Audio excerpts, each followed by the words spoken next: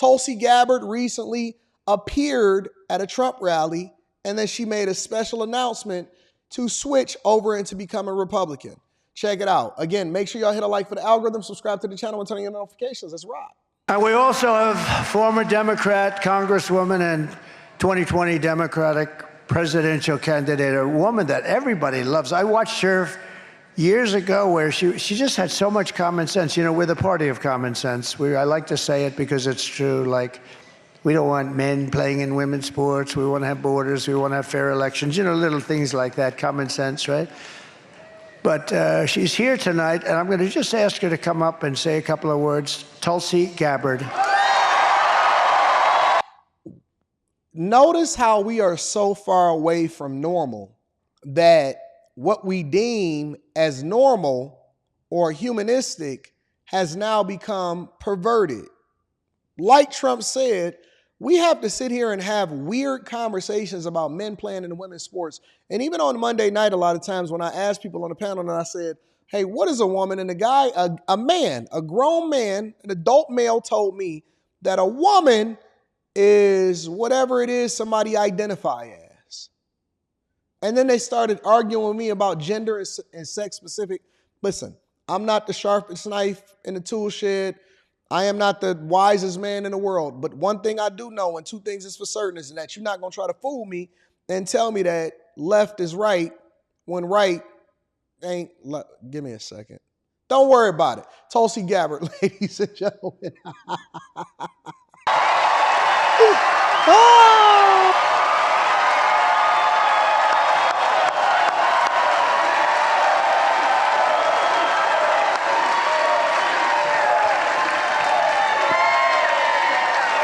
See how much of a gentleman Trump is? He pulled down the microphone.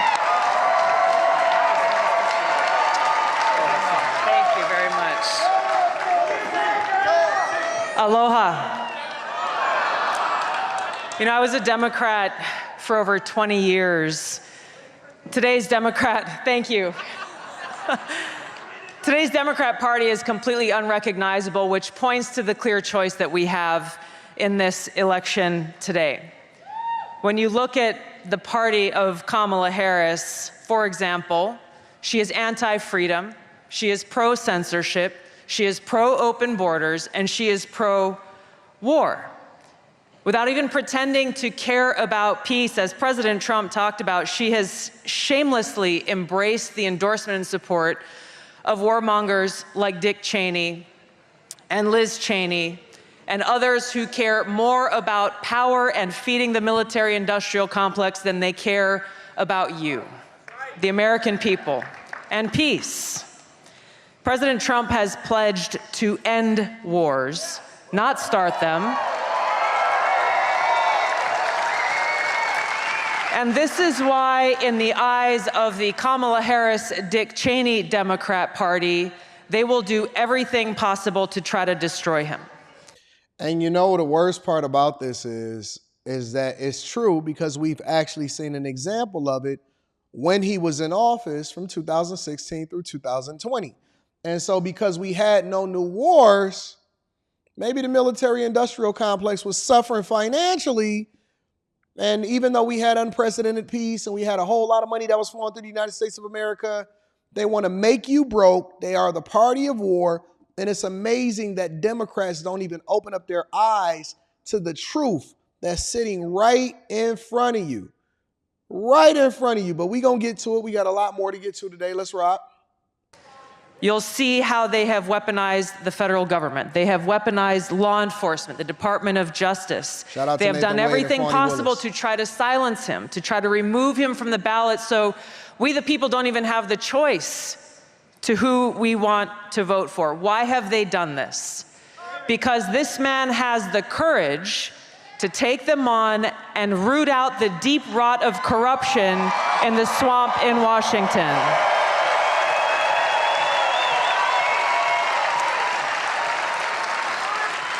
Now, voters have made their voices heard loud and clear, not once, not twice, but 3 times in the last 3 presidential elections. nominating this man to be the Republican nominee for president because of his commitment to these fundamental American principles of freedom and peace and prosperity.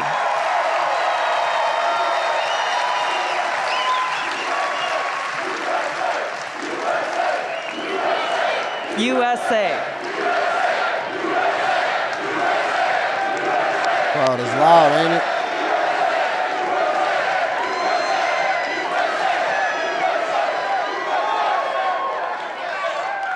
Now, to those of you here or those watching at home who are independent-minded people like myself, who love our country and are committed to the Constitution and to freedom, the Democrat Party has no home for people like us. But we do have a home in the Republican Party where we are welcomed with open arms by President Trump and so many of you who love our country.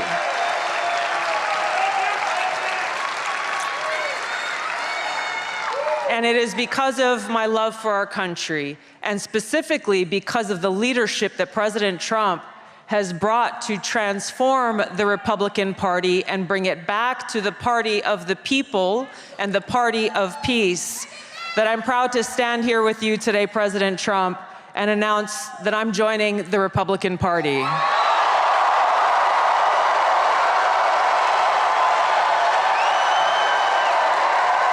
How bad do you have to be to lose a star like Tulsi Gabbard? Or has the Democratic Party, which is led now by Kamala Harris, because she's the one at the top of the ticket, has the Democratic Party become so toxic, similar to women catfighting, to where now, because Tulsi Gabbard has become probably public enemy number 2 right after Trump and Kamala Harris's administration's eyes, to where they basically pushed out a rising star in Tulsi Gabbard. Remember, a lot of people don't really know, and maybe I'll go back and do a throwback show, a modern, in real time throwback show, to show y'all exactly how this woman absolutely decimated and destroyed Kamala Harris and why y'all chose not to vote for her in any capacity outside of Biden selecting her to become the DEI hire and vice president that then helped him win the White House, because we know that we all vote based off of identity politics if you get enough push behind you, sort of like a record label. So what the political party of the left did was they handpicked her as a part of the bullpen. We never voted for her. Nobody cared for her. She's largely regarded as one of the worst vice presidents in U.S. history. We seen her say that she was at the table for all of the decisions that was happening within the Republican Party, but yet we still hold on to this narrative and this thought that somehow, some way, she's for us. Somehow, some way, she makes sense to be the president of the United States of America when she was a tie-breaking vote for most of the legislation that we see today that's affecting our lives in a negative way. So, welcome to the Republican. I already considered Tulsi Gabbard to be a part of the Republican Party anyway, but to have her officially announce it within days, less than 2 weeks away, man, we are so close to this election. We are so close to election day. I hope y'all really informed. I hope y'all looked at what's going on inside of y'all counties. I hope y'all paying attention to who y'all supposed to be electing, not only on the national level, but on a local level. I hope y'all really focus and y'all really getting engaged on what's going on in these streets, because this is literally the most important election in our children's and our lifetime. We are going to set the precedent. Either we're going to put the country on the right path of greatness, or we're going to absolutely fail and let it go down into the dumps.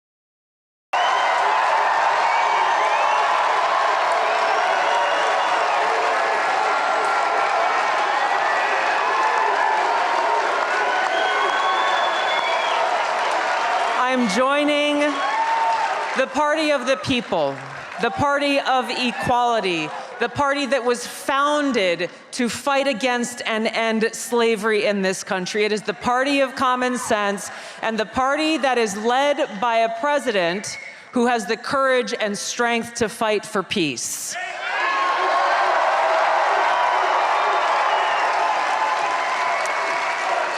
So, as we stand here today, we have 14 days until the most historic election of our lives. And my message to my fellow Americans, regardless of your political affiliation, now is the time for us to stand together to save our country. There is nothing less than that that's on the line. A vote for President Trump is a vote for a big open tent party that welcomes people from all backgrounds and all walks of life.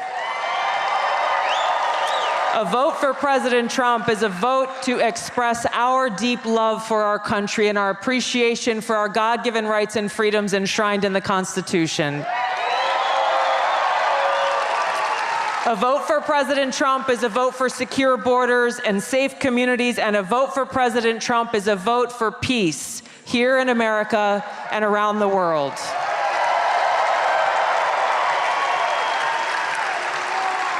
I'm looking forward to casting my vote for President Trump because you are our best and only hope in this election to lead our country toward a future where every one of us can live in a truly free, peaceful, and prosperous nation.